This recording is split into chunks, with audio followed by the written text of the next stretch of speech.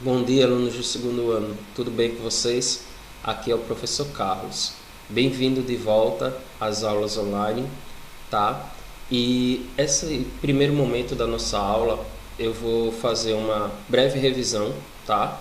Do último assunto que nós vimos antes dessa parada, desse recesso que nós tivemos, tá? Que foi sobre pilhas.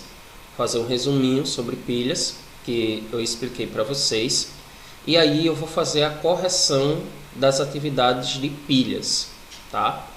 Depois vou deixar um videozinho para que vocês possam assistir sobre pilhas, sobre a importância do descarte correto das pilhas, tá?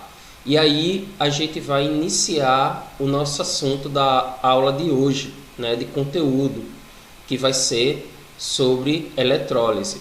E aí no final da aula eu vou deixar o exercício que vocês devem fazer em casa, e quando for na nossa próxima aula, na nossa aula seguinte, eu vou fazer a correção desse exercício de eletrólise. Então, basicamente a nossa aula vai funcionar dessa forma, tá? Segundo essa metodologia. Primeiro, fazer a revisão e o exercício do capítulo que eu passei para casa, tá? E depois dando continuidade, com o tema da aula, no caso, o tema da aula de hoje, ok? Espero que vocês tenham descansado, tá? Tenham recarregado suas energias para poder a gente dar continuidade a esse segundo bimestre que nós estamos, ok? Então, o último assunto que nós vimos, tá? Antes dessa parada do recesso, foi sobre as pilhas. Falei para vocês com relação ao descarte apropriado das pilhas, tá? As pilhas e baterias, elas não devem ser jogadas de qualquer forma sobre o solo, pois elas contêm metais pesados e podem contaminar tanto o solo quanto os lençóis freáticos. Então, existem as maneiras adequadas de se descartar pilhas e baterias. Bom, a primeira coisa que eu falei para vocês foi sobre as medidas de potenciais, também chamado de potencial padrão de redução, que é representado por esse E, com essa bolinha do grau, RED, que é o valor de energia que corresponde à tensão estabelecida pelo fluxo de elétrons, ou seja, pela movimentação dos elétrons. Então, essas medidas de potenciais, elas estão pré-estabelecidas, que a gente chama comumente de tensão, tá? Menor potencial de redução, quando a substância ela tem menores potenciais de redução, ela vai oxidar. Quando ela tem maior potencial de redução, ela vai reduzir, tá? Então, quem oxida diminui a sua massa, né? E quem reduz aumenta a sua massa, ok? Aí é dada essa tabelinha para vocês com os potenciais de redução e de oxidação de cada uma das espécies químicas. Vocês não são obrigados, obviamente, a decorar essa tabela, tá? Ou na questão vai ser fornecido quanto vale o potencial de redução dos elementos que estão sendo utilizados, tá? Como os dados, ou o que vai acontecer é que na prova vai ser dado uma tabela semelhante a esta, para que você possa consultar e ver quanto vale cada um desses valores. Até porque esses valores vão ser muito importantes para poder vocês conseguirem calcular DDP. Se vocês tiverem alguma dúvida, tá, ao longo da explicação, tanto na parte dos exercícios quanto na parte do conteúdo, vocês, por favor, entrem em contato pelo WhatsApp, né, para que possa dizer qual é a sua dúvida e na próxima videoaula eu possa gravar a explicação dela ou possa tirar pelo próprio WhatsApp, ok? Bom, pilha, Alexandre Volta por volta de 1800. Bom, o primeiro dispositivo de pilha foi criado por Alexandre Volta. E aí eu coloquei aqui, ó, como ela seria, tá? Por volta do ano de 1800. Então, qual foi a ideia de Alexandre Volta?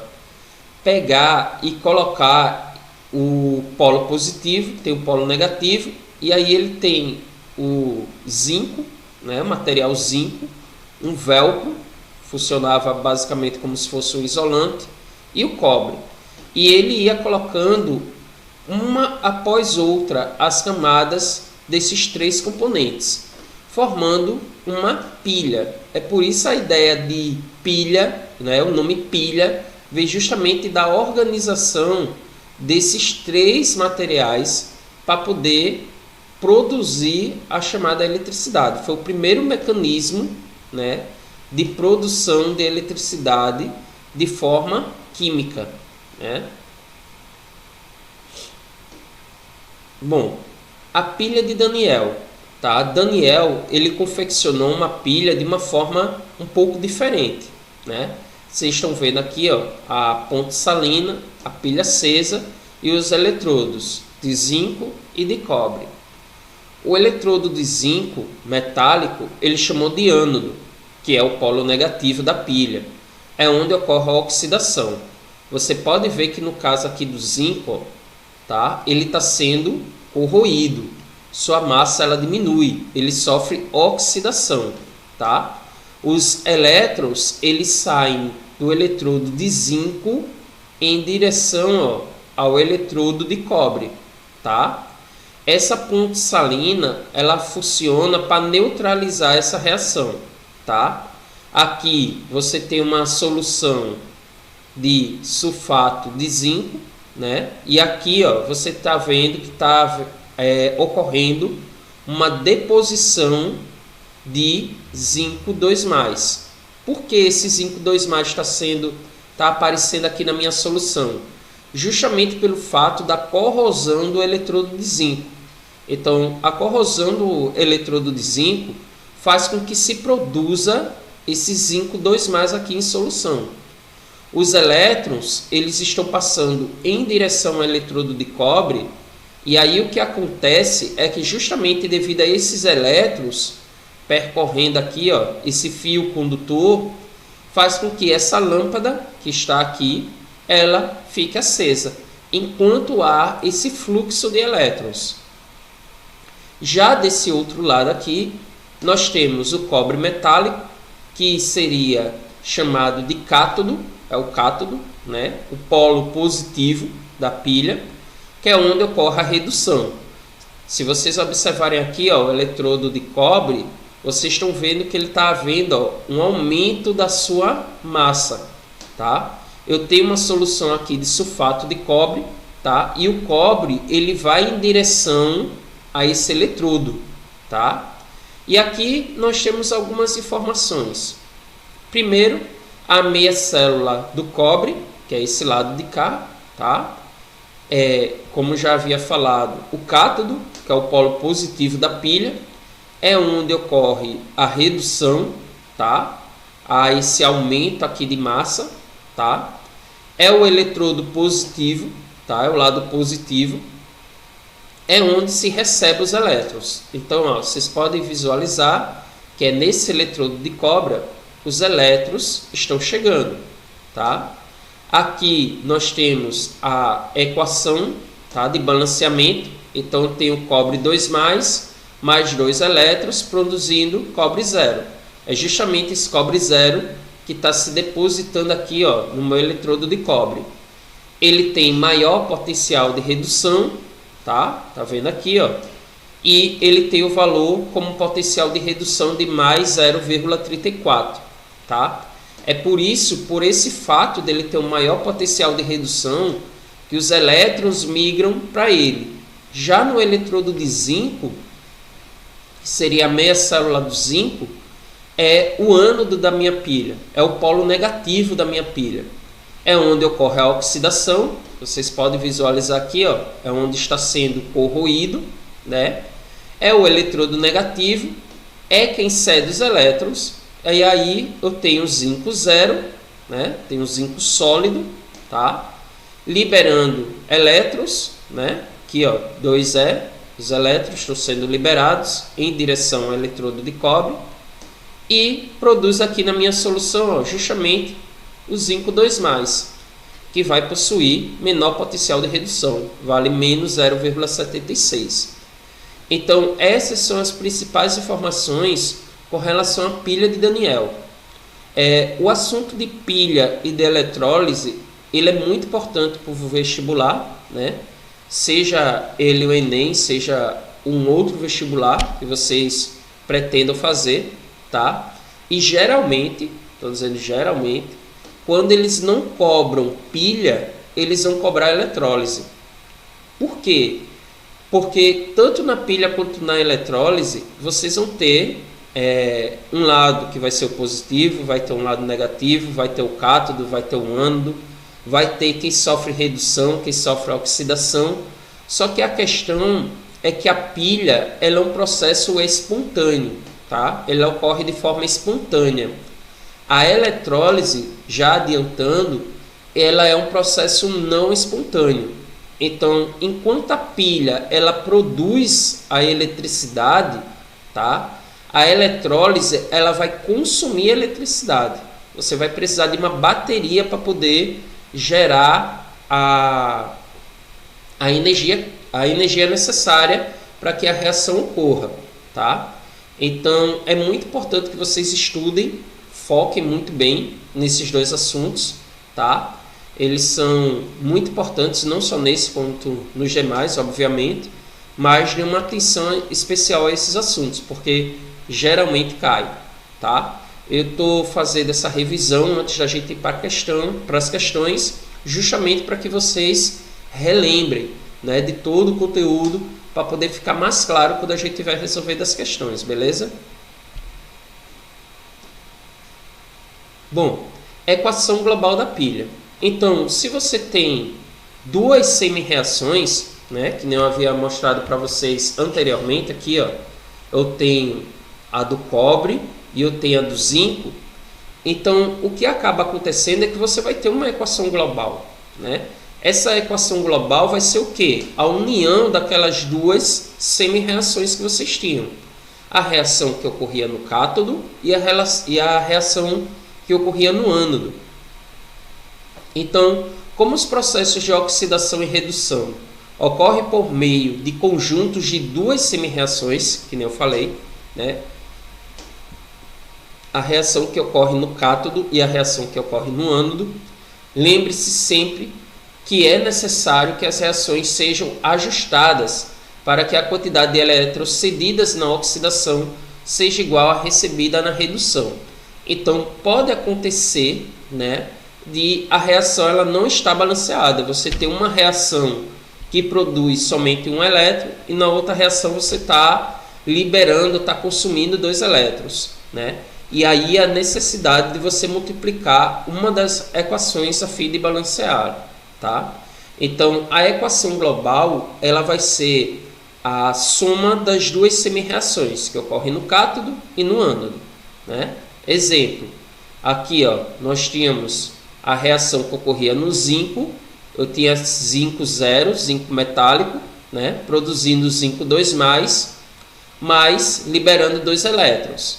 E nós tínhamos a semi-reação que ocorria no eletrodo de cobre, que eu tinha lá zinco 2+, né, em solução, mais 2 elétrons estava sendo recebido, produzindo zinco 0. E aí estava havendo o aumento da massa. Ora, se é uma equação global da pilha, eu vou somar essas duas semi-reações. Mas vocês podem visualizar o seguinte, ó, que aqui, antes da seta, no caso do eletrodo de cobre, eu tenho mais 2 elétrons. E no caso do eletrodo de zinco, ó, tenho mais 2 elétrons depois da seta. Então, como se fosse uma equação do primeiro grau, se eu tenho o mesmo valor antes da seta e depois da seta, eu posso simplesmente, ó, cortar. Então, eu corto os 2 elétrons aqui, os 2 elétrons aqui, e eu vou somar o que está sendo produzido. Eu tenho aí zinco 0 mais cobre 2+, produzindo zinco 2+, mais cobre 0. Então, esta daqui seria a minha equação global. Essas duas acima são as minhas semi-reações. Bom, cálculo da diferença de potencial, DDP de uma pilha. Lembra que eu falei para vocês logo no início da aula que aqueles valores daquela tabela, né, do potencial, do E de redução, seria muito importante? Ele é justamente aqui, ó, fundamental para que a gente possa calcular a DDP de uma pilha, a diferença de potencial. Então, vai ser uma diferença, né? Essa DDP pode ser o E de oxidação, né? Quem é o eletrodo que está sofrendo a oxidação, mais o E de quem está sofrendo a redução.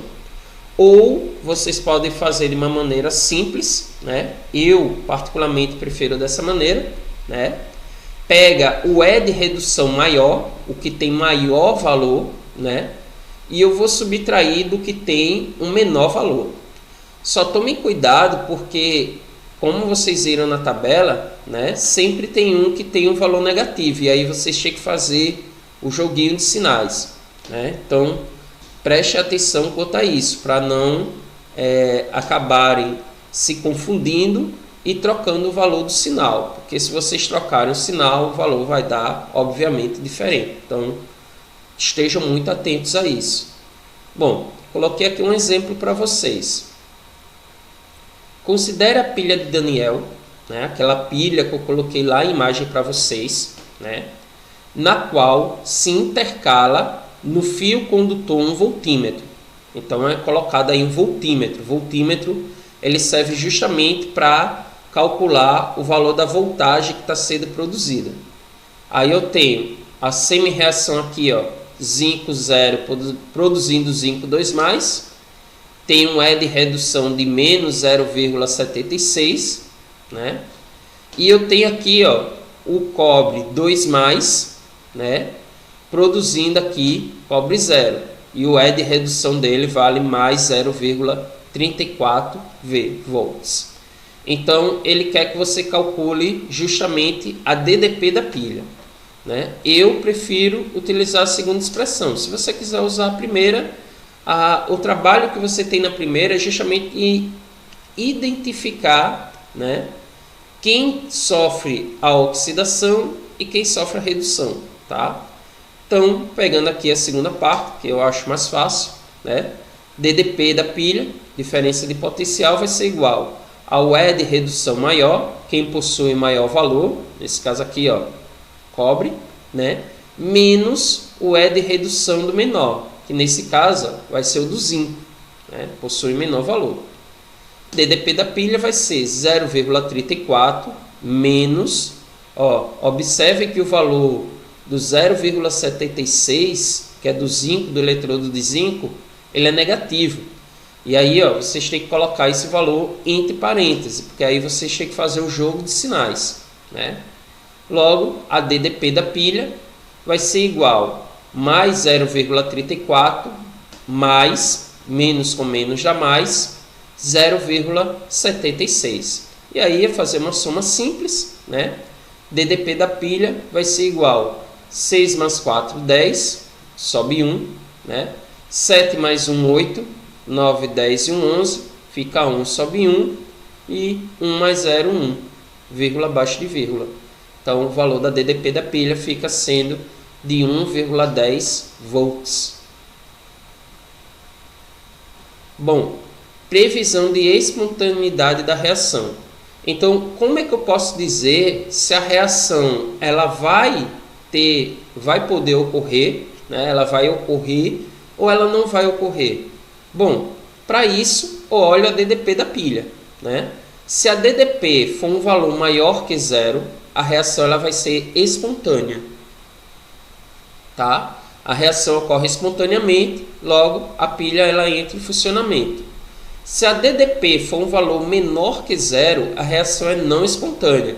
E aí pode se configurar como eletrólise. Vocês vão ver que a DDP, no caso da eletrólise, para que seja realmente uma eletrólise, a DDP ela é sempre negativa, né? Porque é um processo que está consumindo energia. Então a pilha ela fornece energia, a DDP tem que ser maior que zero, reação espontânea. DDP menor que zero, né, pode configurar uma eletrólise, pois é uma reação não espontânea, está consumindo energia. Bom, essa tinha sido a aula que eu tinha explicado para vocês antes do nosso recesso, né, antes dessa nossa parada.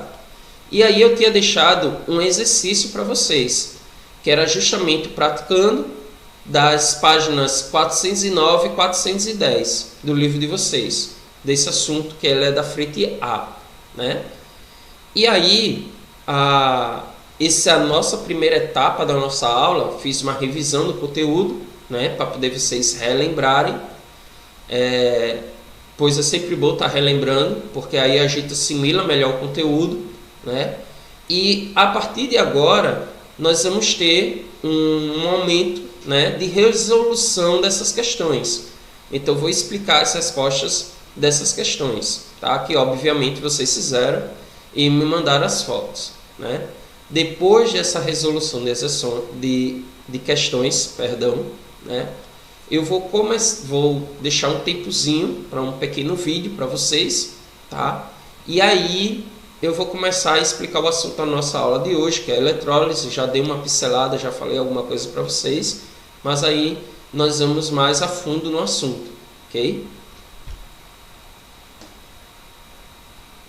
Bom, a primeira questão ela dizia o seguinte: baterias de níquel hidreto metálico, MH, são empregadas em aparelhos eletrônicos, como telefones, máquinas fotográficas e etc. Considere que a reação global desse tipo de bateria seja MH mais NiOH, produzindo M maiúsculo mais NiOH2, com uma diferença de potencial de saída de 1,35 volts. Teoricamente, a tensão mínima em volts que deve ser aplicada para recarregar essa bateria é... Bom, pessoal, então ele está falando aí qual é a tensão, ele quer saber qual a tensão que eu tenho que utilizar para recarregar, né, uma pilha que tem um potencial de saída de 1,35 volts. Bom, espero que vocês tenham conseguido fazer essa questão, pois ela é bem simples, né? Deve, no caso, ser maior que a energia necessária para a reação inversa. Então, se o potencial de saída é de 1,35, né, o que torna possível é apenas a da letra E, que é de mais 1,5, pois deve ser, nesse caso, necessário para recarregar a minha pilha. Então, se ela tem um potencial de saída de 1,35, eu tenho que ter um valor maior para poder recarregar ela, né? Então, não precisava fazer nenhuma questão, né? Nenhum cálculo para responder essa questão. Bastava que você olhasse, né, qual o valor da DDP de saída, 1,35, e olhasse qual seria o maior, né? Professor, poderia ser um valor igual, ter aqui 1,35? Não seria suficiente para recarregar a minha pilha, tá? Só iria deixar no 0 a 0, não seria suficiente para recarregá-la, teria que ter um valor maior, né? Por isso, ó, deve ser maior, né, que a energia necessária para a reação inversa, né? Então tem que ser um valor maior, ok? Espero que não tenha ficado nenhuma dúvida nessa questão. Segunda, dado os potenciais padrão de redução, e aí ele tem, ó, Al mais 3 elétrons, produzindo Al, né, com o valor, ó, tá vendo?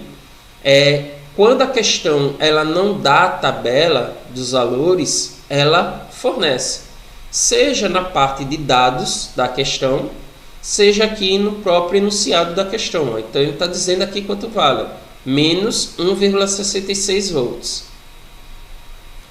E eu tenho aqui o outro eletrodo, que seria o do ferro 2+, recebendo 2 elétrons, produzindo ferro 0, com um valor de menos 1,44 volts. A DDP da pilha, a L, né, produzida aqui a L3 F2+, em condições padrão é de quanto? Então, ó, ele quer que você calcule quanto vale a DDP da pilha, né? Então, ó, lembra que eu falei para vocês? Eu pego, né? Eu particularmente prefiro usar aquela expressãozinha, maior menos menor. Então, ó, quem é o maior dentre desses valores? Aqui foi o que ficou o...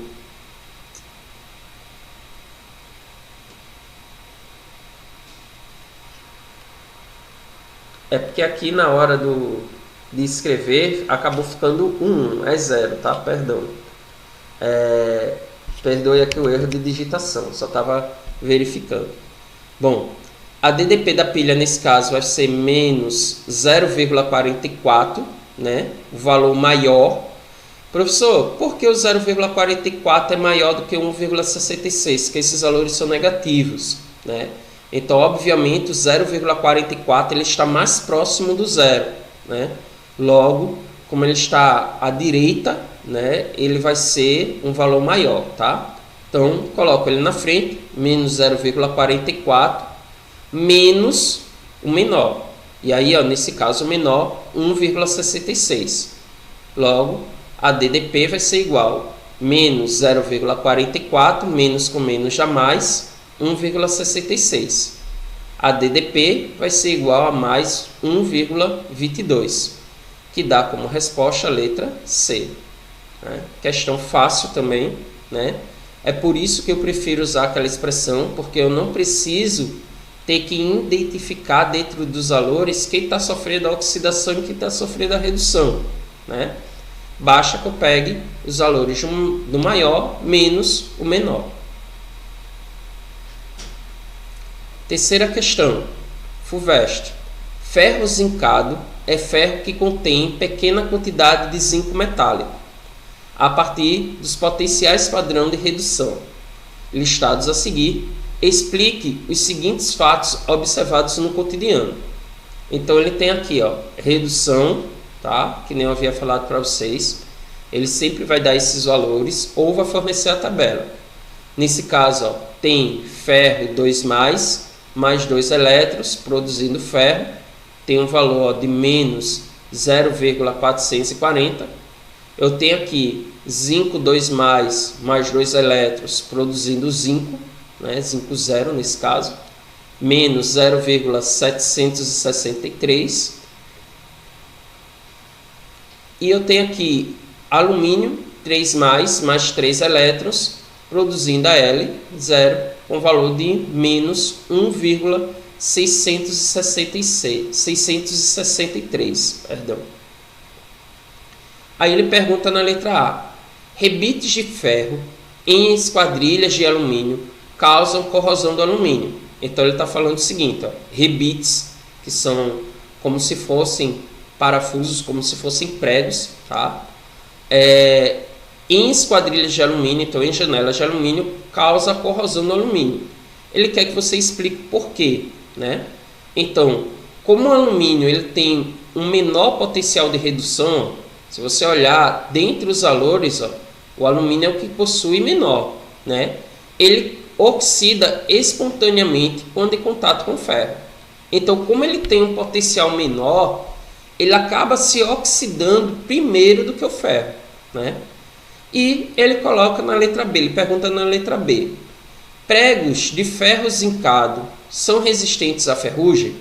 Bom, como o zinco tem menor potencial de redução, oxidará se comparado ao ferro.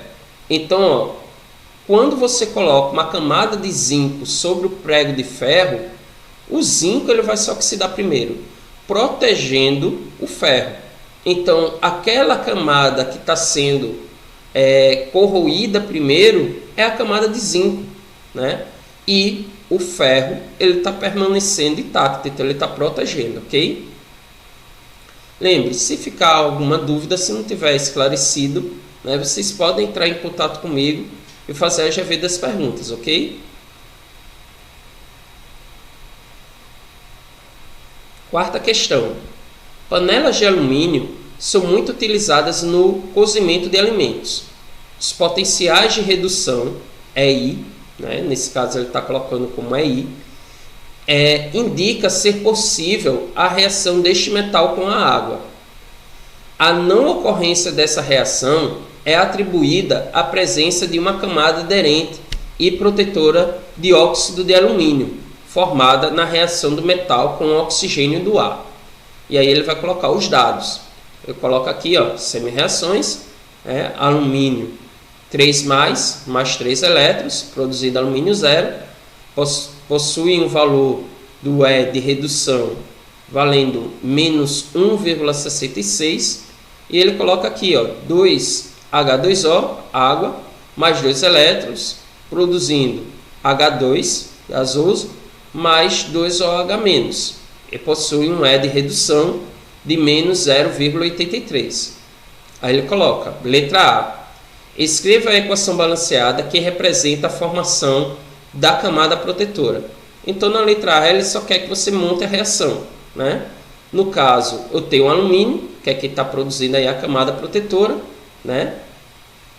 Mais o oxigênio do ar, H2O, né? O oxigênio, produzindo o óxido de alumínio, que seria o Al2O3. E aí, a necessidade de fazer o balanceamento. Nesse caso, eu usei aqui número fracionário, né? 3 sobre 2, O2 produzindo aqui, ó, 3, né? Corta os denominadores, fica Al2O3, óxido de alumínio. Letra B. Com os dados do EI, né, explique como foi feita a previsão de que o alumínio pode reagir com a água. Então, o alumínio oxidará em presença de água porque tem um menor potencial de redução. Então, entre o alumínio e a água, quem tem menor potencial de redução? O alumínio. Por isso é que ele deve, né, oxidar primeiro, né? Então, ele coloca aí, ó, como foi dado a previsão de que pode reagir com a água. O alumínio pode reagir com a água, pois ele possui um valor de menor potencial de redução. Quinta, uma pilha de zinco e prata pode ser montada com eletrodos de zinco e prata e representa, segundo a União Internacional de Química Pura e Aplicada, IUPAC, pela reação. Então ele já forneceu a reação aqui, ó. Zinco sólido produzindo zinco 2+ aquoso, 1 mol, né, elevado a menos 1, e ele coloca aqui a prata mais aquoso, né, 1 mol, produzindo aqui prata sólida. As equações que representam as semi-reações de cada espécie e os respectivos potenciais de padrão de redução a 25 graus Celsius em 1 atm são apresentadas a seguir. Aí ele já forneceu aqui, ó, o valor, que é o que eu tinha falado para vocês. A questão ela sempre deve fornecer o valor, não há necessidade de vocês decorarem esses valores. Então, eu tenho aqui zinco 2+ aquoso, mais 2 elétrons, produzindo zinco 0, com um valor aqui de menos 0,76 volts. E eu tenho aqui a prata aquosa, mais 1 elétron, produzindo prata sólida, com um E valendo mais 0,80 volts. Com base nas informações apresentadas, são feitas as afirmativas abaixo. 1. No eletrodo de zinco ocorre o processo químico de oxidação. 2. O cátodo da pilha será o eletrodo de prata. 3. Ocorre o desgaste da placa de zinco devido ao processo químico de redução do zinco. 4. O sentido espontâneo do processo será zinco 2+, mais 2 prata 0, né, produzindo zinco 0, mais 2 pratas mais. 5. Entre os eletrodos de zinco e prata, existe uma diferença de potencial padrão de 1,56 volts. Aí ele coloca, estão corretas apenas as afirmativas. Bom, pessoal, nesse caso, a resposta seria a letra C, né? Apenas o 1, o 2 e o 5 estão corretas. Aí vamos ver o porquê. Bom, segundo a notação da IUPAC, o zinco sofre oxidação, tá? Pelos próprios valores que eles estão fornecendo, ele possui um valor menor, então é quem sofre a oxidação. Você pode ver logo no início do slide que eu mostrei para vocês, né? Quem sofria a redução e quem sofria a oxidação, até com relação ao sinal dos valores, vocês podem perceber isso, né? E a prata ela sofre a redução, tá? Então, o zinco sofre o processo de oxidação? Sim, o zinco sofre o processo de oxidação, está correto. 2. O cátodo da pilha será o eletrodo de prata. O cátodo polo positivo da pilha vai ser o eletrodo de prata? Sim, é onde está ocorrendo a redução, tá? Aí ele coloca, ocorre o desgaste da placa de zinco ao processo de redução do zinco, tá falso, né? O sentido espontâneo será do zinco, 2 mais 2 pratas 0, produzindo zinco 0 mais 2 pratas, seria o inverso dessa relação. E a 5, dentro dos eletrodos de zinco e de prata existe uma diferença de potencial de 1,56 volts. E aí há a necessidade de a gente calcular a DDP da pilha. Nesse caso, calculando a DDP, eu tenho maior menos o menor. Nesse caso, fazendo o joguinho de sinais, menos com menos jamais, e aí 0,80 mais 0,76 dá mais 1,56 volts. E aí é justamente esse o valor que o item 5 ele está colocando. Então, a resposta está correta. 1, 2 e 5. Sexta. A bateria de óxido de prata é um dispositivo usado atualmente em relógios de pulso e calculadoras. Ela tem a vantagem de gerar uma voltagem relativamente alta, em torno de 1,5 volts. A reação geral que ocorre na célula é dada pela equação. E aí ele está fornecendo a equação aqui. Zinco sólido mais Hg2O sólido mais H2O líquido, produzindo zinco OH2 mais 2 pratas. De acordo com a equação dada, sobre o ânodo da pilha é incorreto afirmar. Então ele quer a alternativa falsa. Nesse caso seria a letra C. A prata metálica é depositada nesse eletrodo. Por que essa alternativa está falsa? Porque a prata é depositada no cátodo, uma vez que o cátodo é onde ocorre a redução. E aqui a prata, né? Ele está dizendo que a prata é depositada nesse cátodo. Ela não é depositada nesse cátodo, ok? Então a resposta seria a letra C. Ele quer a incorreta. Sétima. É uma questão da UFAL que foi adaptada. Uma bateria de carro é basicamente constituída de placas de chumbo metálico e placas de chumbo recoberta com óxido de chumbo 4, em uma solução de H2SO4. A reação global de descarga dessa pilha pode ser representada por... Aí ele deu a equação aqui devidamente balanceada, né? Ele coloca, a partir da análise dessa equação, é correto afirmar que... Aí ele coloca, letra A, o pH da solução de uma bateria que está descarregando diminui. Letra B, o íon de chumbo PbO2 sofre oxidação e, portanto, é um ânodo. Letra C, o chumbo metálico é um agente oxidante. Letra D, 1 mol de chumbo sólido libera 2 mols de elétrons. E letra E, a transferência de elétrons do PbO2 para o chumbo sólido. Então, qual seria a nossa alternativa correta? Bom, seria a letra D. 1 mol de chumbo sólido libera 2 mols de elétrons. Por quê? O pH aumenta o consumo de íons H+. O Pb doa elétrons, por isso é o agente redutor. Como ele está doando elétrons, né, 1 mol de chumbo Pb, ele está liberando, nesse caso, 2 mols de elétrons, tá? Justamente anulando esse cara que está aqui como reagente, ok? Bom, pessoal, com isso nós fechamos a resolução das questões, tá? Se algum de vocês tiverem alguma dúvida, podem entrar em contato comigo. Deixarei agora um videozinho curto falando sobre o descarte apropriado de pilhas e baterias, e nós estaremos retornando à nossa aula depois desse videozinho com o assunto realmente da nossa aula de hoje, que é eletrólise. Até daqui a pouco. Rontec, pilhas e baterias.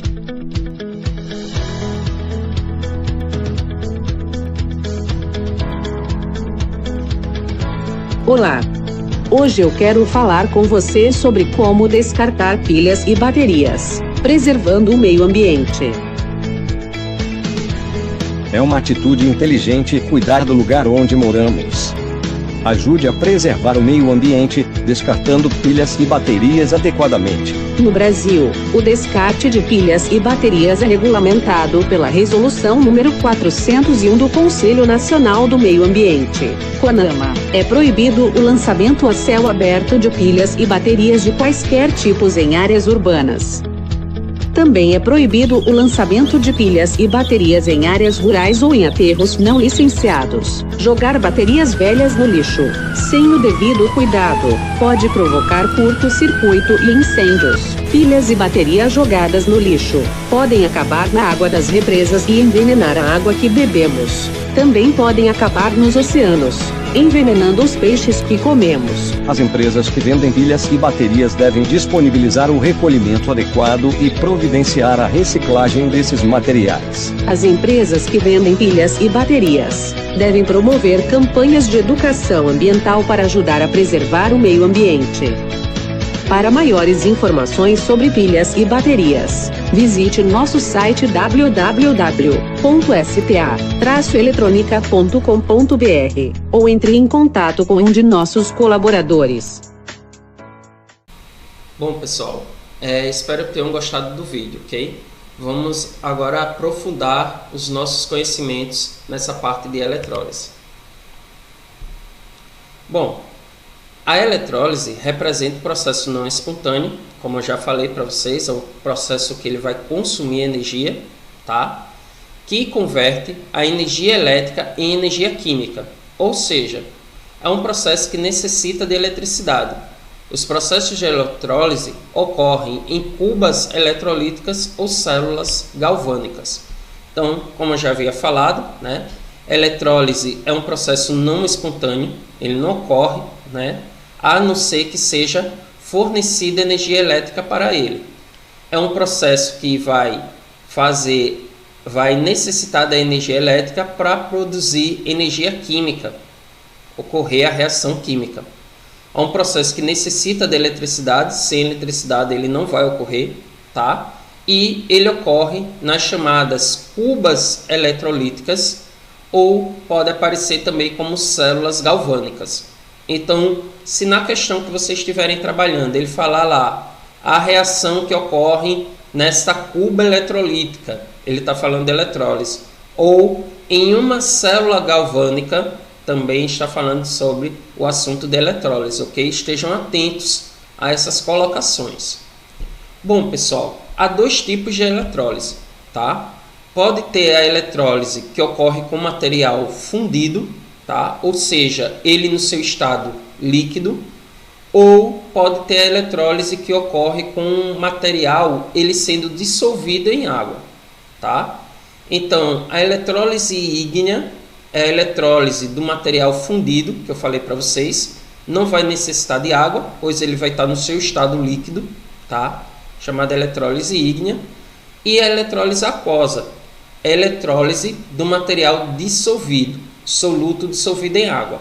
Então, quando estiver falando de uma eletrólise ígnea, eu estou falando de material fundido. Ele está no seu estado líquido, ele está líquido, não está necessitando de água para ocorrer a reação.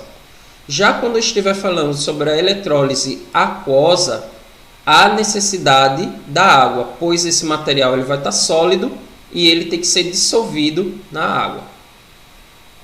Então, eu coloquei aqui, ó, como seria uma cuba, né? Essa cuba é resistente ao calor, né? Vai haver a migração aqui, ó, de elétrons do ânodo, que vai ser o polo positivo, em direção ao cátodo. Tome cuidado, né? Lá em pilha, o polo positivo é o cátodo, o polo negativo é o ânodo. Na eletrólise, como ela é um processo inverso, esses conceitos de polo positivo e polo negativo, eles vão se inverter. Então tome muito cuidado. As questões, elas gostam muito de trocar um com o outro, né? Por ser uma questão muito parecida, né? Os termos utilizados são os mesmos, polo negativo, polo positivo, cátodo e ânodo. Observe que no caso da eletrólise, o ânodo é o positivo, é quem está doando os elétrons. O cátodo, que é onde está chegando os elétrons, vai ser o polo negativo, tá? Tome cuidado com isso aí.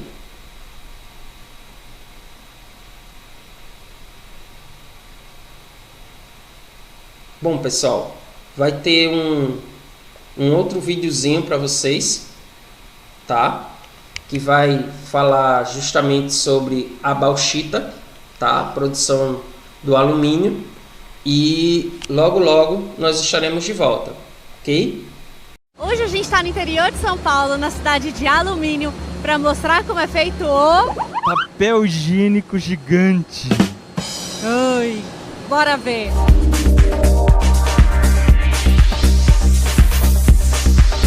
Essa aqui é a bauxita, é o minério de onde a gente tira o alumínio. Parece um barro que a gente vê por aí, mas não é bem assim não. Ela vai passar por muitos processos até tirar todas as impurezas.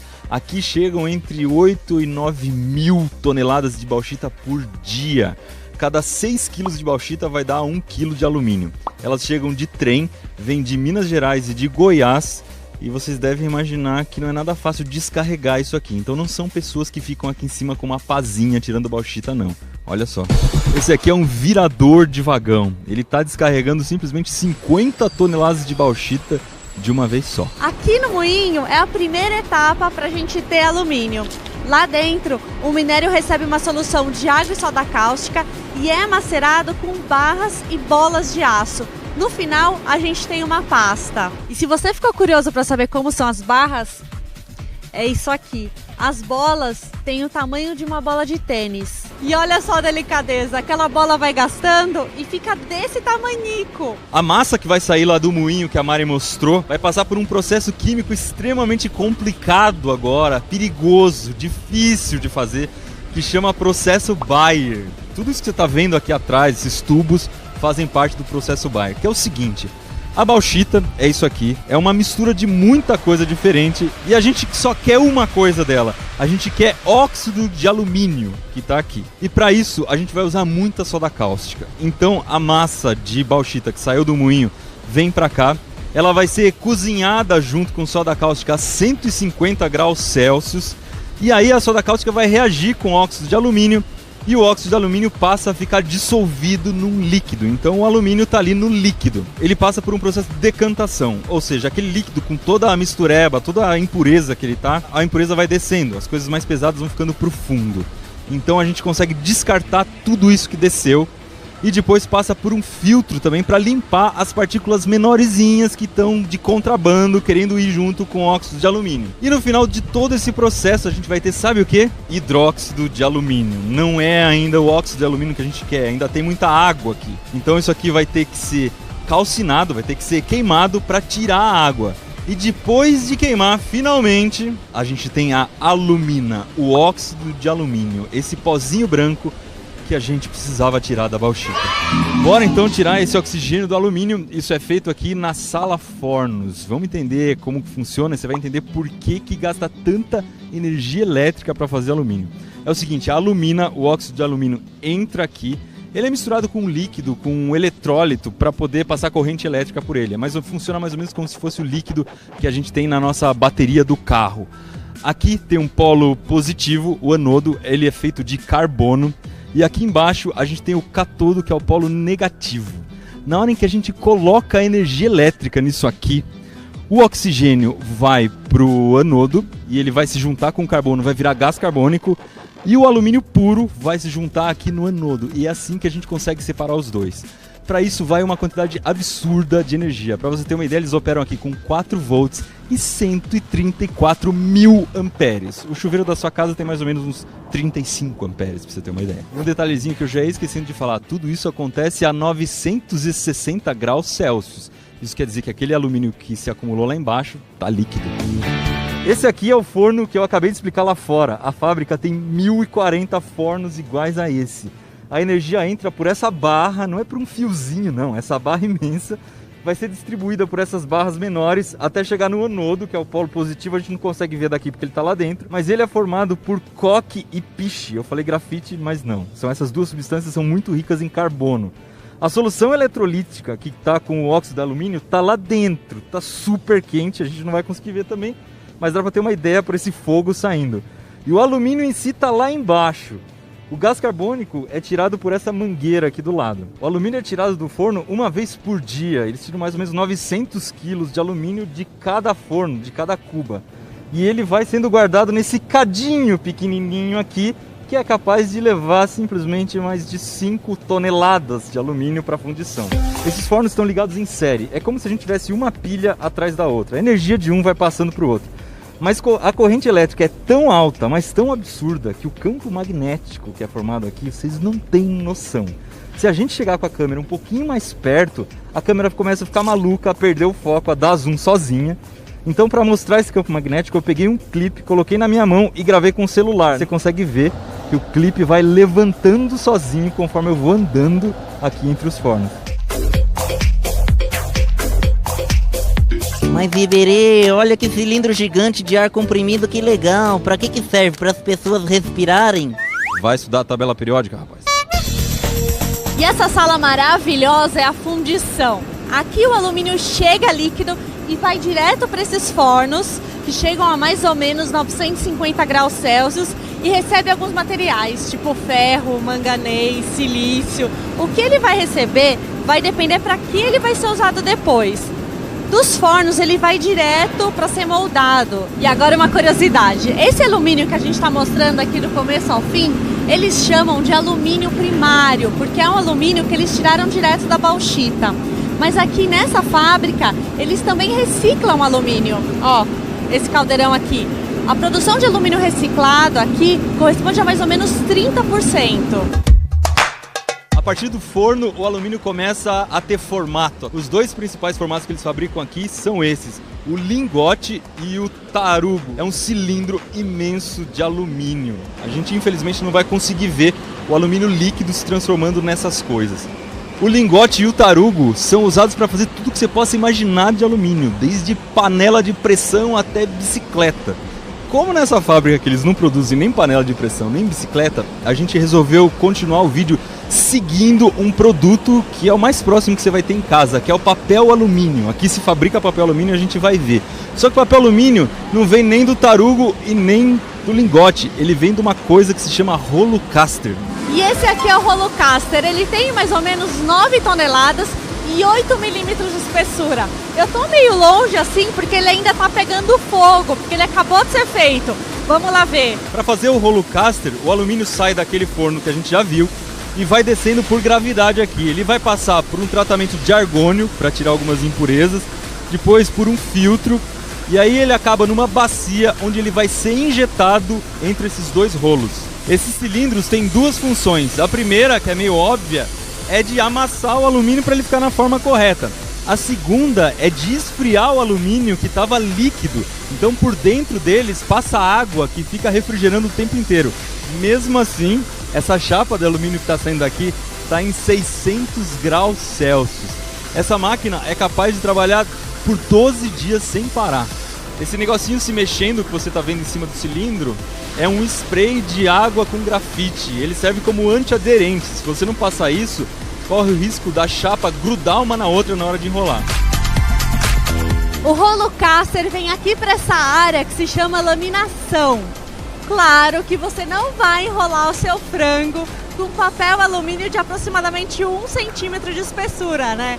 Por isso aqui ele vai ser, ó, muito amassado. A máquina é bem lenta, ela funciona mais ou menos a 75 centímetros por minuto, o que dá 1 centímetro por segundo mais ou menos. mas a gente olhando assim quase não dá para vê-la funcionando. E é nessa máquina que o rolo de alumínio caster vira papel alumínio. Ela funciona como uma espécie de máquina de fazer massa de pastel. São 2 cilindros que eles vão girando e comprimindo a folha de alumínio. Essa folha passa em média 10 vezes por esses 2 rolos compressores. E só passa 10 vezes porque cada vez que a folha passa, ela diminui 50% de espessura. Ele vai ganhando tensão, ele vai esticando cada vez mais por dentro. E aí é como se tivessem elásticos lá dentro que estivessem muito esticados. Para relaxar essa tensão do material, às vezes ele tem que passar por esses fornos que estão aqui atrás, porque aí ele vai amolecer um pouquinho e ficar mais relaxado, e ele passa de novo pelos cilindros até virar papel alumínio. E o nosso papel alumínio está prontinho para fazer um frango assado no forno. Mas ó, esse daqui ainda para a gente poder comprar, ele vai para outra empresa que vai enrolar em rolinhos menores para a gente comprar no supermercado.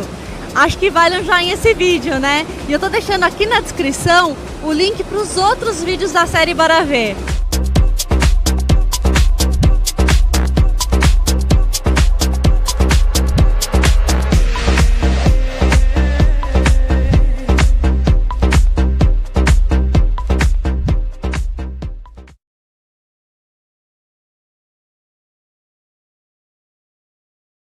Bom, pessoal, espero que tenham gostado, né, do vídeo falando aí sobre a produção, a constituição do alumínio, produção do alumínio através da bauxita, né, e tenha com isso agregado mais conhecimento a vocês, que é justamente esse o nosso objetivo, né, enriquecer de conhecimento. Bom, vamos dar continuidade ao nosso assunto da eletrólise. Bom, eletrólise ígnea. Nesse tipo, os cátions migram do cátodo, né? Os cátions estão saindo do cátodo e sofrem redução, formando metal sólido. Em contrapartida, os ânions migram para o ânodo e eles sofrem a oxidação. Então, nós temos aí ó, a amostra, né, de como ocorre a eletrólise ígnea. Nesse caso, os cátions migram para o cátodo, né? Os cátions estão migrando para o cátodo, ó, cátions migrando para o cátodo, tá?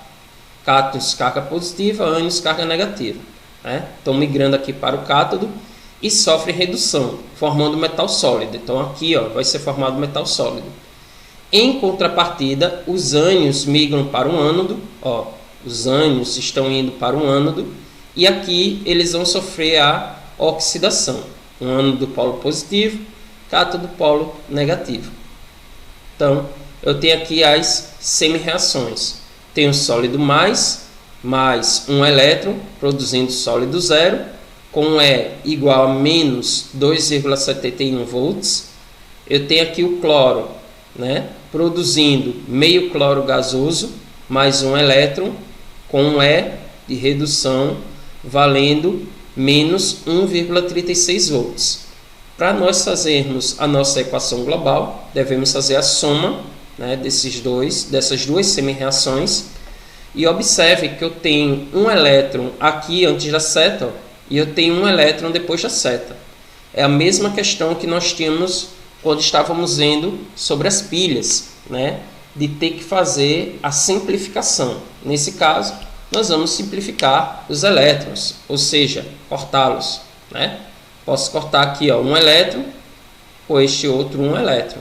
E aí eu vou somar o que está restando. Que tem antes da seta, eu tenho sódio e cloro, né? Serão somados, NaCl, só que aí vai ficar sólido. E aqui depois da seta eu vou ter cloro e eu vou ter sódio, sólido e gasoso. E aí ó, nesse caso tem um NaCl sólido, eu tenho o sódio sólido, vou produzir meio cloro aquoso com ΔE de redução, né, como sendo menos 4,07 volts. Então, como se trata de um processo de eletrólise, é um processo onde a DDP ela vai ser negativa. Nesse caso, eu vou somar esses dois valores para poder formar a minha DDP. Bom, eletrólise em solução aquosa. Então, Para que a eletrólise ocorra em solução aquosa, vocês viram logo no início da aula que eu falei para vocês que nesse caso, né, o material sólido, né, soluto, ele deve ser dissolvido em água. Então, como nesses casos o soluto está dissolvido em água, né, tem que estar dissolvido em água, ocorre a hidrólise da água, ou seja, a separação dos íons da água, e por isso a presença de 2 cátions e 2 ânions em solução. Como eu vou ter 2 componentes, componente sólido que vai ser dissolvido e vai liberar seus cátions e ânions, e eu vou ter a água que também vai sofrer hidrólise, liberando seus cátions e seus ânions, eu vou ter 2 reações para os cátodos e vou ter 2 reações para os ânions, tá? Em minha solução. Bom, a tabela com a ordem decrescente de facilidade de descarga, então quem vai ser descarregado primeiro ou quem vai ser descarregado depois, né, dos cátions e dos ânions, encontram-se para vocês na página 414 do livro, tá? Eu coloquei aqui uma tabela semelhante, não é igual a que vocês têm no livro, mas é bem semelhante, tá? Para vocês saberem a ordem de descarga, não é necessário vocês terem que decorar isso aqui, né? Fica um pouquinho complicado você ter que decorar essas ordens de descarga. E aí, ou a questão ela vai fornecer para vocês quem desloca quem, ou no caso vai ser dada aqui a tabela para que vocês possam consultar e ver quem vai ter capacidade de deslocar quem. Desculpa aí os problemas técnicos. Alguns de vocês sabem que eu tenho um cachorro e aí tá latindo, normal. Bom, dando continuidade, eu vou ter aqui, ó, como ocorrem as semi-reações, tá vendo? Como se trata da eletrólise aquosa, eu vou ter, ó, a dissociação do NaCl, seria o cloreto de sódio, né? Eu tenho aqui 2 NaCl-, produzindo aqui 2 Na+, mais 2 Cl-. Eu tenho aqui a questão da autoionização da água, né? Eu tenho aqui 2 mols de H2O, produzindo aqui 2H+, mais 2OH-. Tenho a semi-reação do cátodo, tenho a semi-reação do ânodo. Nesse caso, eu tenho 2H+, mais 2 elétrons, produzindo H2. E eu tenho aqui, no caso do ânodo, 2 Cl-, produzindo Cl2, mais 2 elétrons. Novamente, a mesma situação que nós temos no caso da pilha, que tem antes da seta, que tem depois da seta. Eu vou cortar para fazer as simplificações. Então, nesse caso aqui, ó, eu tenho 2 Cl- depois da seta, tenho 2 Cl- antes da seta, tá? Então, posso cortar. Eu tenho aqui 2H+, mais 2 elétrons antes da seta, e eu tenho aqui, ó, 2H+, e 2 elétrons depois da seta, e aí eu posso cortá-los. A minha equação global, ou reação global, tá? Vai ser a soma de todas essas semi-reações. Então, ficou aqui, ó, 2 NaCl-, tá aqui 2 NaCl-, mais 2 H2O, tá aqui o 2H2O, produzindo 2 Na+, aqui, ó, 2 Na+, tá? Mais 2OH-, 2OH-, tá? Mais H2, tá aqui o H2, e tá aqui o Cl2. Eu tenho aqui a minha solução, NaOH, é uma base, tá? No caso das eletrólise aquosa, você pode ter a formação de uma base nos produtos ou de um ácido, tá? Depende, obviamente, dos elementos que você está utilizando, né? E aqui eu tenho hidrogênio e cloro, são cátodo, né, polo positivo, ânodo, polo negativo. E aqui eu coloquei o esquemazinho, né, como se dá o fluxo de elétrons, ó. Vai sair do polo positivo para o polo negativo. Eu tenho aqui o ânodo, né, polo positivo, tem aqui o cátodo, polo negativo, tem aqui a minha bateria, que é que está fornecendo a energia elétrica para que a reação possa ocorrer, né? Colocar aqui pilha, uma bateria, fornecedor de energia elétrica. Aqui, ó, na minha solução, eu tenho, ó, o Cl-, aqui, ó, obtendo-se, ó, Cl2 no estado gasoso. Aqui, ó, vai ser produzido Cl2 gasoso, ó. Esse Cl vai estar no estado gasoso. Aqui, ó, H2 obtido no cátodo, ó, H2, ó, gasoso também produzido no cátodo, tá? Tá aqui os Na, o Cl e o H+, toda a semi-reação e a sua simbologia, né? Seu esquema, ok? Pessoal, se ficarem com alguma dúvida, ou vocês tiram pelo zap, tá? E aí eu posso responder pelo zap se ficar alguma dúvida para vocês, ou se vocês quiserem, vocês avisam para poder eu na próxima aula focar mais um pouco. Mas quando for a nossa próxima aula, tá? Quando nós termos a nossa próxima aula, se eu não me engano vai ser termoquímica, aí o que eu irei fazer? Vou fazer uma revisão de tudo isso aqui que a gente está vendo na aula de hoje. Vou colocar os exercícios logo no início da aula, a resolução desses exercícios que eu vou passar para vocês, tá? Vou explicar tudo direitinho antes de iniciar o assunto novo, tá? Então, um exercício que eu vou passar para vocês hoje, no final dessa aula, vocês fazem, vocês me enviam as fotos, tá?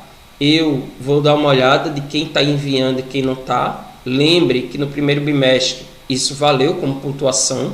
Nesse bimestre também valerá como pontuação. Então, não deixem de enviar as atividades propostas, tá? Vai ser do praticando desse capítulo.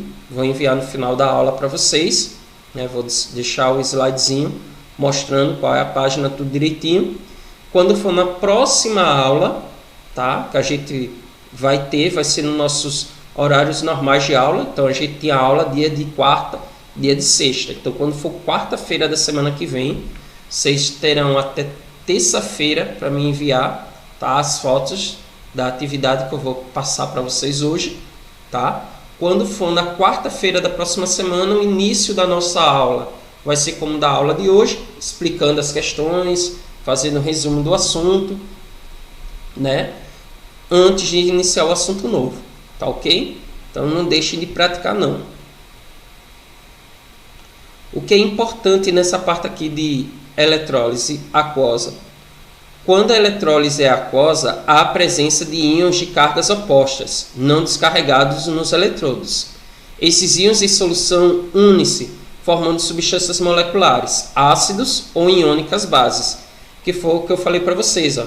Nesse caso aqui é formada uma base, mas dependendo dos compostos que eu estarei utilizando, pode ser formado ácido também, tá? Ou ácido ou base. Pode ser formado sais ou óxidos, professor? Não, tá? Ou serão formados ácidos, substâncias moleculares, ou serão formadas bases, substâncias iônicas, ok? Bom, aspectos quantitativos da eletrólise, tá? É a nossa partezinha do assunto que vai envolver cálculo, mas fiquem calmos, só é uma formulazinha, tá? Que vai ter nesse assunto que vai envolver cálculo. Com relação à pilha, a maioria das questões são teóricas, tá? Quando ele pede alguma questão de cálculo em pilha é DDP. Já em eletrólise, também boa parte do assunto das questões envolve a teoria, que é justamente você identificar quem é um cátodo, quem é um ânodo, né? As semi-reações que estão ocorrendo, quem está doando elétron, quem está recebendo elétron, se é uma eletrólise ígnea, se é uma aquosa, né? E quando ele cobra cálculo em eletrólise, ou ele vai cobrar a DDP né, para você dizer se está ocorrendo ou não, se é ou não uma eletrólise efetiva. Ou ele vai falar sobre esses aspectos quantitativos de eletrólise, né, que é a partezinha aí que vai envolver o cálculo, né, inevitável, sempre tem uma partezinha que tem um cálculozinho, né, mas é bem tranquilo. Então, Michel Faraday desenvolveu relações que determinam a massa do material depositado em um eletrodo, em função da carga elétrica promovida durante o processo de eletrólise. Então, Michel Faraday ele conseguiu, né, desenvolver um cálculo de como calcular a massa, né, que está sendo depositada, tendo o tempo, né, quanto tempo está durando aquele processo, né, a duração do processo de eletrólise e a amperagem, tá? Então, ele criou essa formulazinha, ó, a massa ela vai ser igual à corrente elétrica que está sendo fornecida, né? Eletrólise, qual a corrente elétrica que está sendo fornecida. Esse valor é dado em amperes, né? O tempo obrigatoriamente tem que estar em segundo, então multiplicado pelo tempo, multiplicado pela sua massa molar. Então a massa molar vai ser ou fornecida para vocês, ou vocês podem consultar na tabela periódica, né? Massa molar do composto que está sendo utilizado ali. Isso tudo dividido pela quantidade de elétrons, que vai ser simbolizado pelo N, que é um chamado número de mols, multiplicado pelo F, que seria o Faraday, que vale 96.500 coulombs. E aí eu coloquei um exemplo para poder a gente fazer.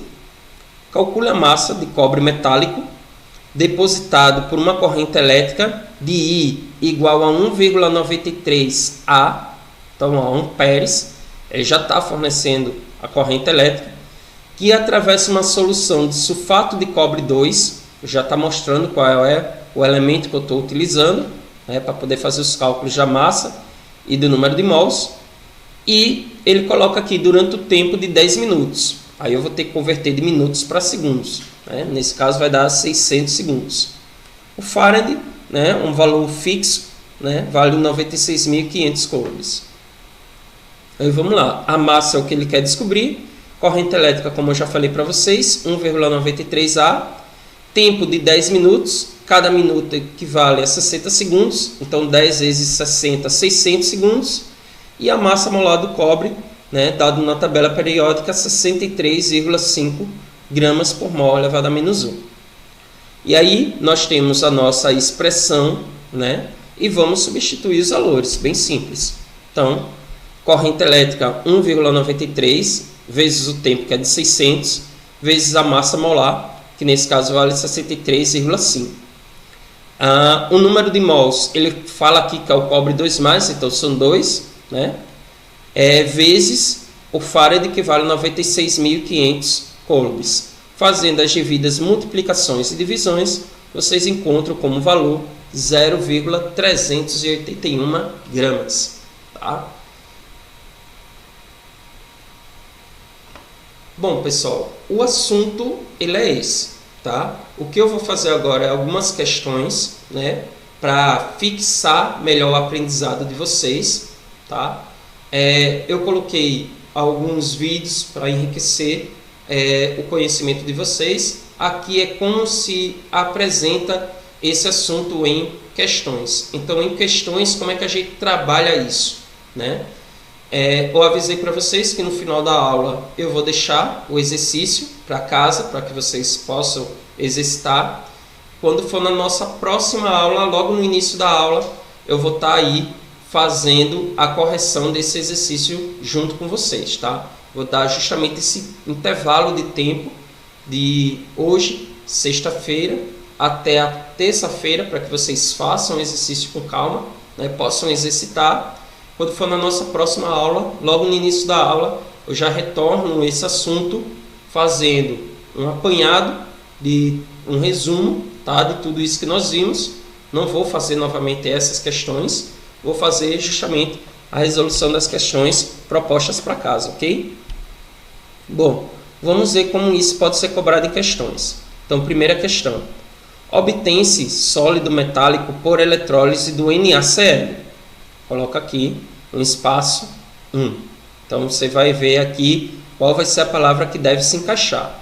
O processo deve ser realizado em 2, diar, devido a 3, reatividade do metal obtido. Complete corretamente o texto acima, quando as lacunas 1, 2 e 3 são preenchidas respectivamente. Então, qual seria a opção que você deveria colocar aqui? Deveria ser fundido? Deveria ser solução aquosa? Deveria ser aqui presença ou ausência? Baixa ou alta? Vamos ver. Resposta seria a letra B. O material deve estar fundido. O processo deve ser realizado em ausência do ar, devido a alta reatividade do metal obtido.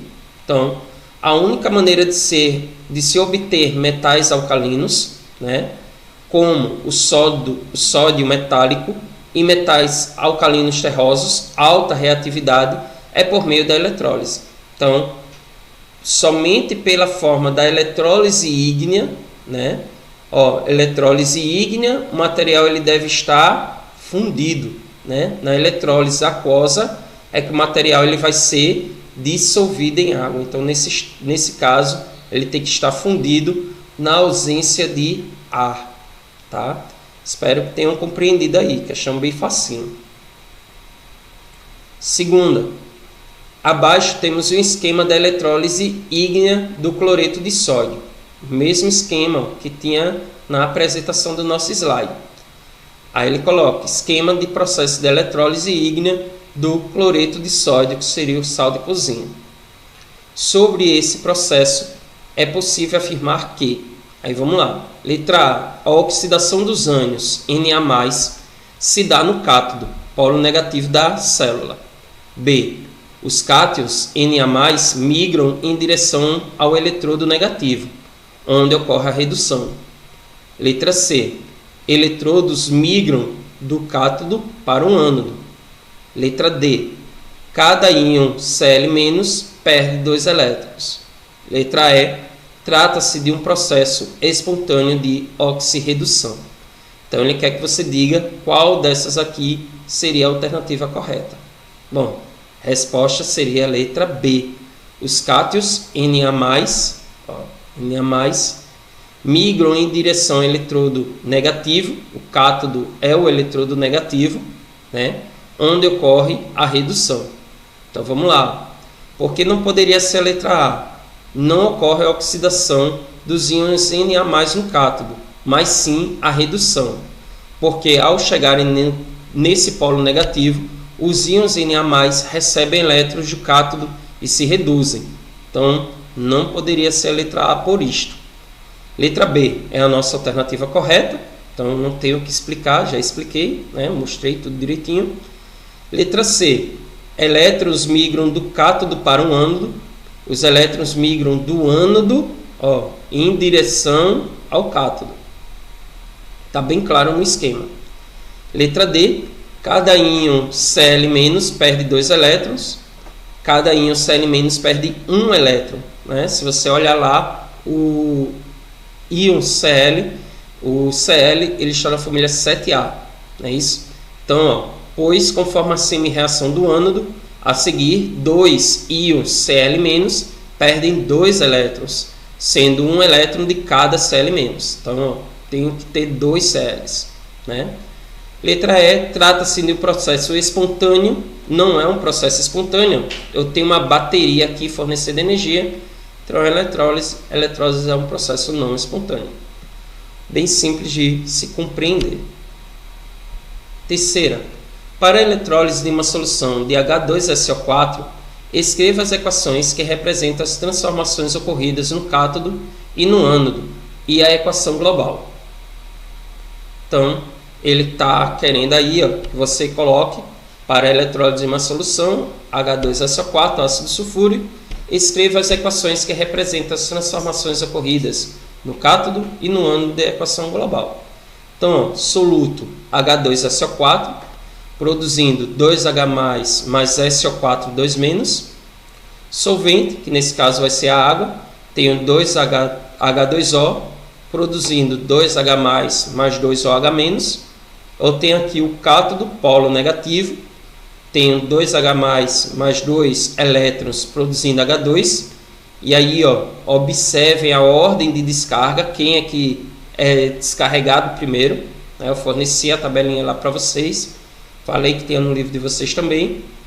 Um ânodo é o polo positivo, eu tenho aqui 2OH-, produzindo aqui, ó, H2 mais meio de O2 mais 2 elétrons.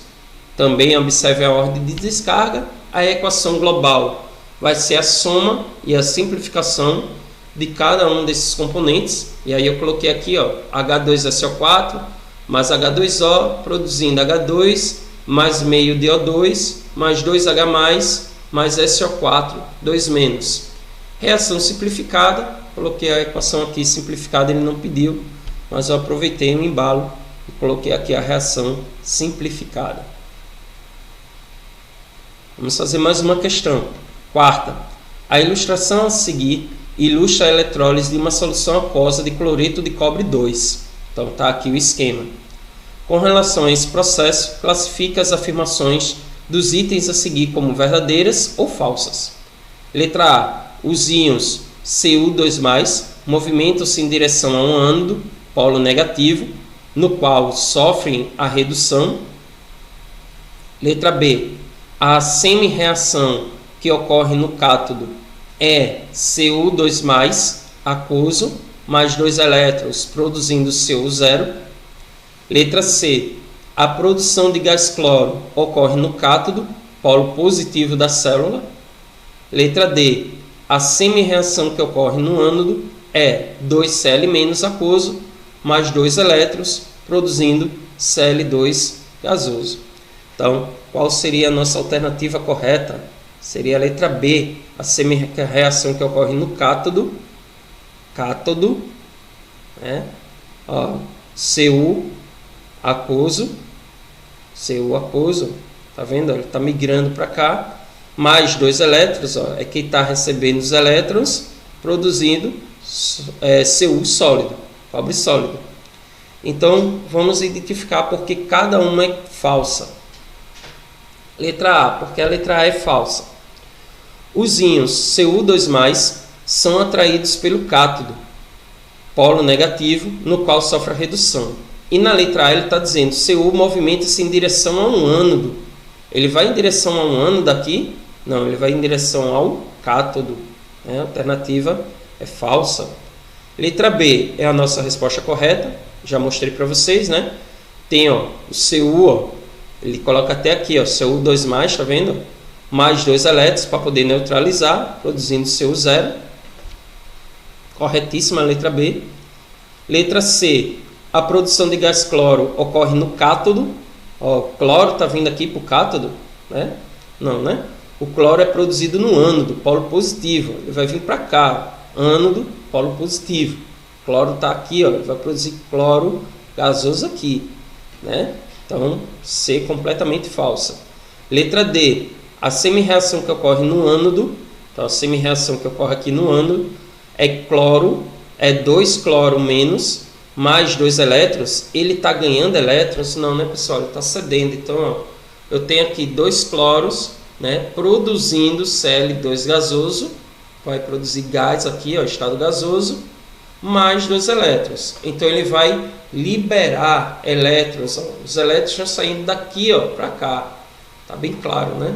Questão bem facinho também. É só tomar cuidado, olhar cada item com a atenção redobrada e marcar com a certeza de um espartano. Quinta. Na eletrólise do ferrocianeto de potássio, realizada entre eletrodos de platina, ocorre no ânodo o processo. Aí ele coloca aqui o processo que está ocorrendo. Ele coloca qual a carga deve circular entre os eletrodos para que formem 2 mols de íons.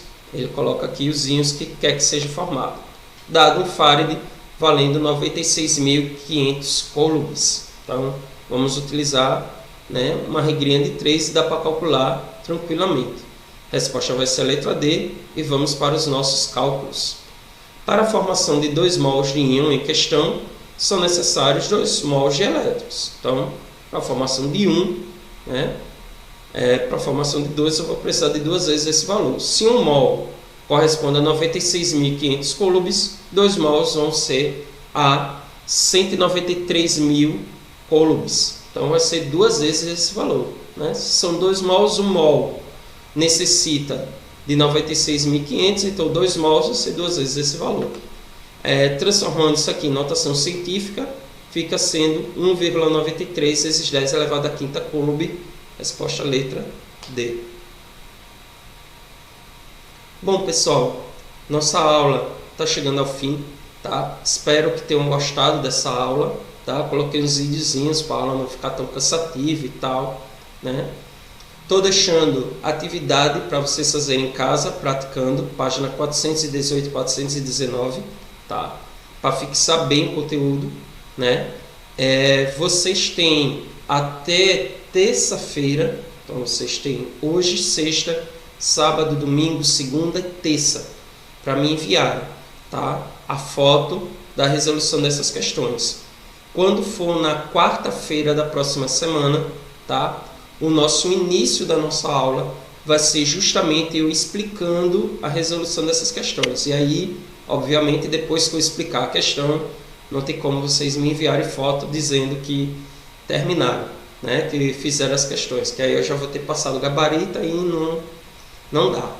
Bom, desejo a todos um bom final de semana, bons estudos e até a nossa próxima aula.